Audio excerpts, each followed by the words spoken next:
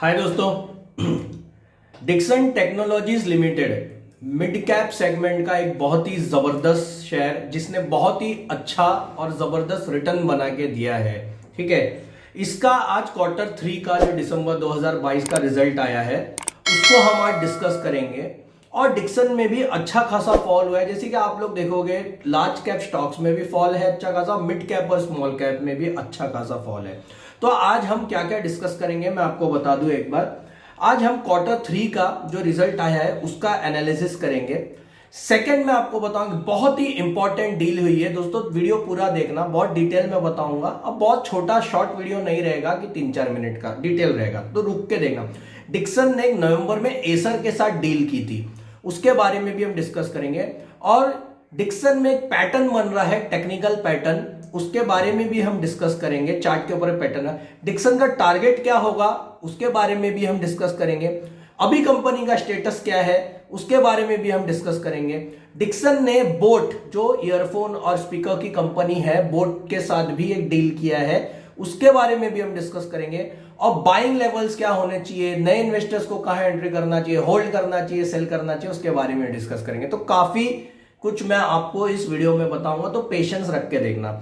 चलिए स्क्रीन पे आते हैं। स्क्रीन पे मैं एनएससी की वेबसाइट पे आ रहा हूं जो आज का हालचाल देखने के लिए डिक्सन में। आज डिक्सन ओपन हुआ 4400 पे और क्लोज हो गया है 4392 पे, तो अराउंड इसके अंदर भी गिरावट है इसके अंदर। ठीक है, अब इसका एक डिलीवरी परसेंटेज देखते हैं कि लोग डिलीवरी कितना उठा रहे हैं। तो 25% की डिलीवरी आसपास है, तो ठीक ठाक डिलीवरी भी इसकी उठ रही है यहाँ पे।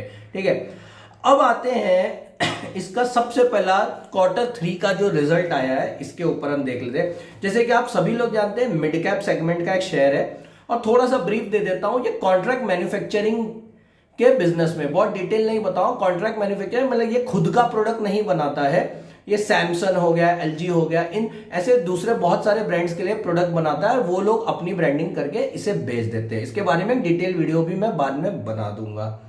अब आते हैं सीधा इसके क्वार्टर 3 रिजल्ट पे। तो जैसे कि मैं हमेशा कहता हूं, दिसंबर 2021 के क्वार्टर को ईयर ऑन ईयर दिसंबर 2020 से कंपेयर करेंगे। उसके बाद क्वार्टर ऑन क्वार्टर सितंबर 2021 को अभी के दिसंबर 2021 से कंपेयर करेंगे।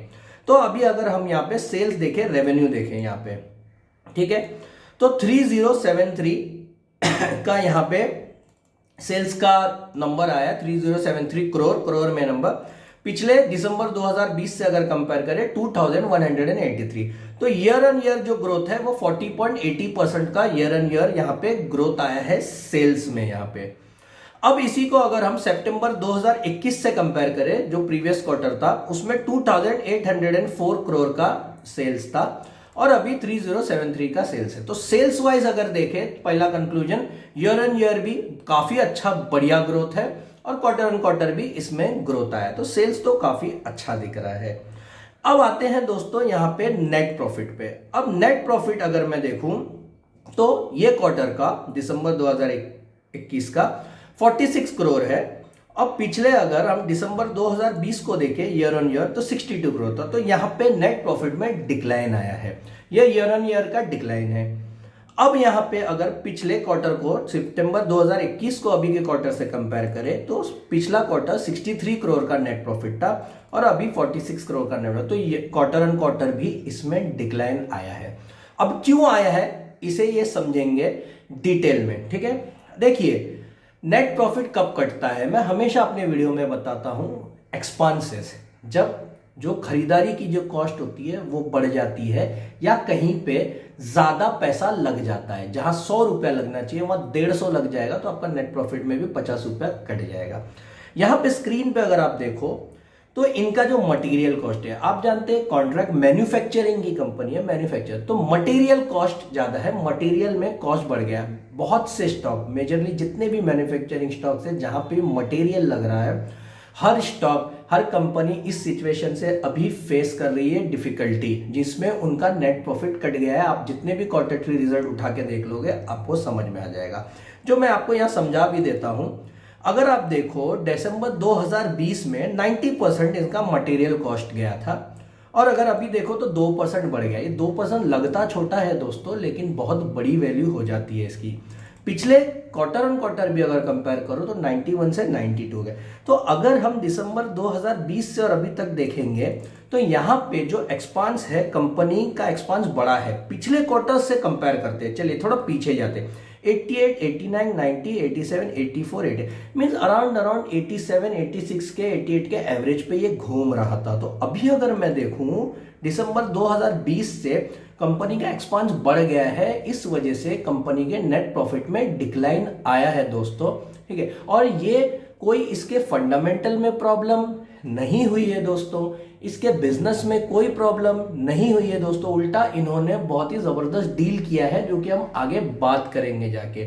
जब तक इसके मैनेजमेंट में प्रॉब्लम नहीं होती, कोई कंपनी के कोई बिजनेस में प्रॉब्लम नहीं होती, कोई फाइनेंशियल में प्रॉब्लम नहीं होती है या कोई फ्रॉड नहीं हो जाता है, तो हमको कोई भी टेंशन लेने वाली बात नहीं होती है दोस्तों। ये चीज हर कंपनी ग्लोबली फेस कर रही है। जैसे ये इन्फ्लेशन रेट कम होगा, मटेरियल कॉस्ट कम होगी, इनका प्रॉफिट बढ़िया आएगा। डिक्सन एक बहुत ही अच्छा, मैं तो मल्टी बैगर बोलूंगा इसे, ओके। ये हम यहाँ पे इसके जो देखिए एक और चीज, इसका ईपीएस भी इसीलिए लो है पिछले क्वार्टर से। सीधी सीधी बात है, जब नेट प्रॉफिट कम आएगा तो ईपीएस में इफेक्ट पड़ेगा। यहाँ पे ज्यादा इसमें कुछ गणित या मैथ्स करने वाली बात नहीं है। यहाँ पे हम इसके क्वार्टर 3 रिजल्ट को खत्म करते हैं। क्वार्टर 3 रिजल्ट हमने देख लिया है, ठीक है। नेट प्रॉफिट में डिक्लाइन है, जिसका इफेक्ट हमें मंडे के सेशन में देखने को मिल सकता है, ओके।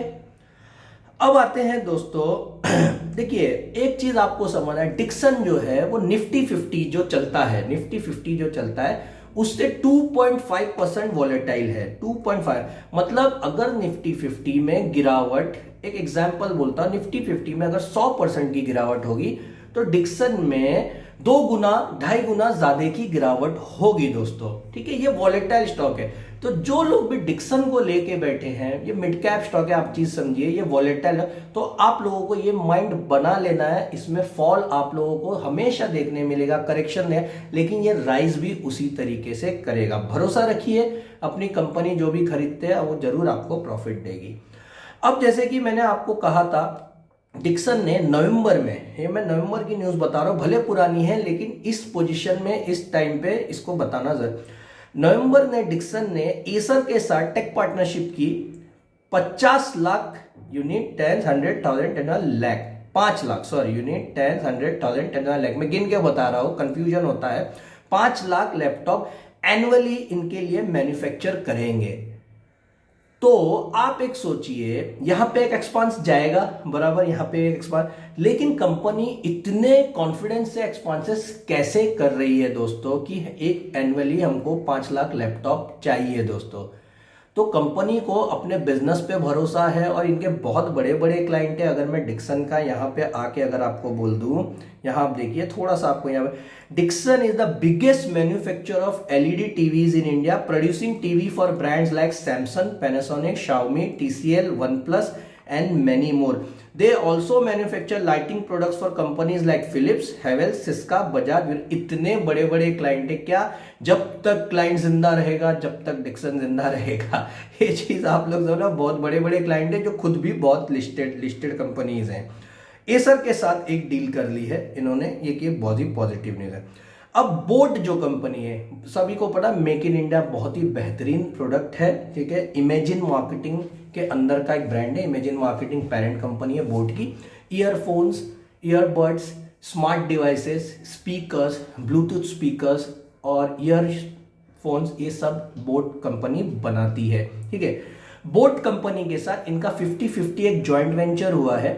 जैसे कि मैंने बताया, Dixon contract manufacturing means boAt का भी डिवाइस अब डिक्सन बनाएगा। ये नहीं कह सकते कि पूरा बनाएगा, बोट की खुद की भी मैन्युफैक्चरिंग यूनिट है, लेकिन ये बनाएगा यहाँ पे, ठीक है। यहाँ पे हम अगर पढ़ेंगे इस जगह पे, imagine marketing which manufactures products under boAt on Tuesday announce 50-50 joint venture with Dixon Technologies for design and manufacture of wireless audio products in India. Design and manufacture firms इनकी हेल्प भी लेंगे, इनके साथ काम है।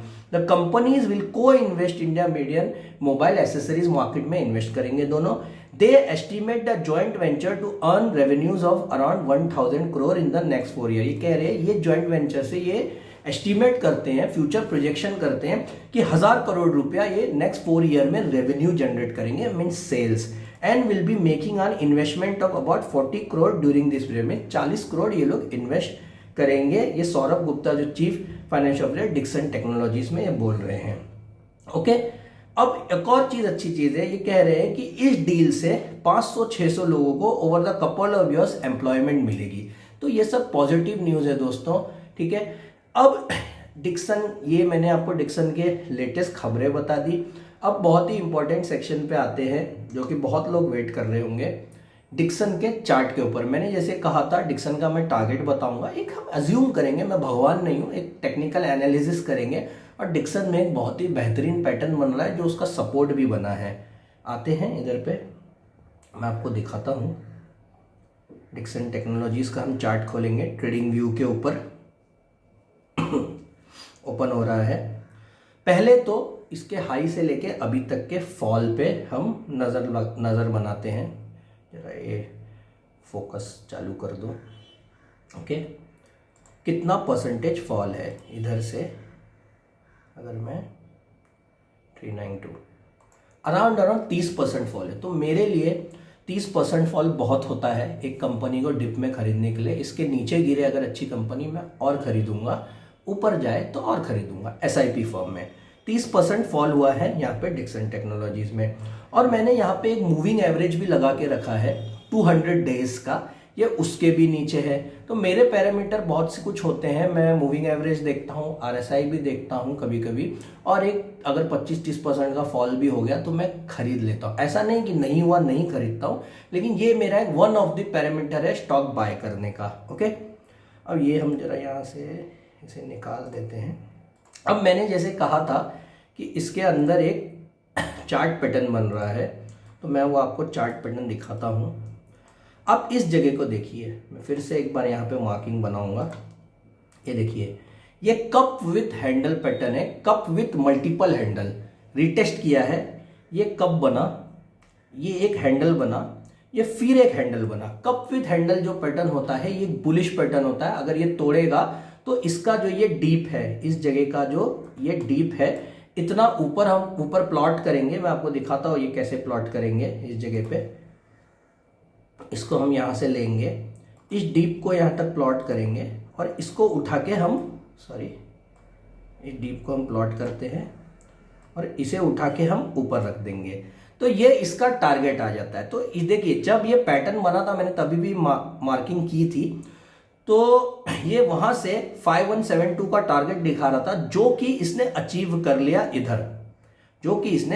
लिया इधर, अब देखिए उससे ये फिर से यहां पे इस जगह पे, अगर मैं यहां पीछे आ जाऊं, आप देखो ये इसका सपोर्ट लेवल है। ये इस सपोर्ट लेवल को, बहुत इंपॉर्टेंट चीज बता रहा हूं दोस्तों, इस चीज को समझना। मैं थोड़ा जूम करता हूं इस जगह को और थोड़ा, आप एक चीज को समझो।